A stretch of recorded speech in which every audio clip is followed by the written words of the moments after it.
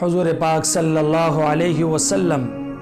جن کے میں آپ ہم سب امتی ہیں اور آپ ہمارے محبوب نبی ہیں، آپ بہت زیادہ رحیم اور کریم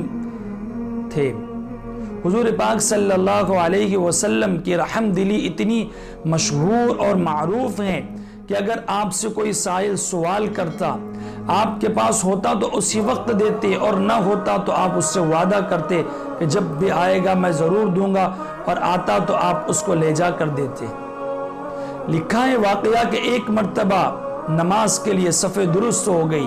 حضور نماز پڑھانے کے لیے مصلی پر پہنچ گئے، اقامت ختم پر تھی کہ ایک دیہاتی شخص صفوں کو چیرتا ہوا حضور کے پاس پہنچا اور آپ کے گرہبان کو پکڑ لیا اور فرمایا یا رسول اللہ میری ایک ضرورت ہے، اس کو پورا کر دیجئے، میں بہت پریشان ہوں، اس کو پورا کر دیجئے۔ حضور پاک صلی اللہ علیہ وسلم فوراً صحابہ کی طرف متوجہ ہوئے اور اس کی ضرورت کو لوگوں کے سامنے رکھا، صحابہ کے سامنے رکھا۔ صحابہ کرام نے اسی وقت تعاون کیا اور اس یہودی اور اس دیہاتی کا تعاون مکمل ہوا اور وہ دیہاتی وہاں سے چلا گیا۔ آپ صلی اللہ علیہ وسلم کی رحم دلی اتنی مشہور، اتنی معروف تھی کہ حضور پاک صلی اللہ علیہ وسلم کے پاس جو بھی آتا اس کے تقاضوں کو کسی بھی وقت آپ پورا کر دیا کرتے تھے۔ ناظرین و سامعین، اس واقعے سے ہمیں سبق ملتا ہے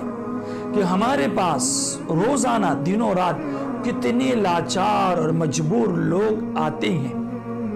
لیکن ہم ہمیشہ کوئی نہ کوئی بہانہ بنا کر اس کو ٹال دیتے ہیں۔ لوگوں کو تو چھوڑیے، ہمارے اپنے بہن بھائی رشتہ دار جن کی بچیوں کی شادی ہوتی وہ ایک امید لگاتے ہیں، لیکن بہت سارے لوگ قرضوں کا بہانہ بنا کر اس کو ٹال دیتے ہیں، تعاون نہیں کرتے۔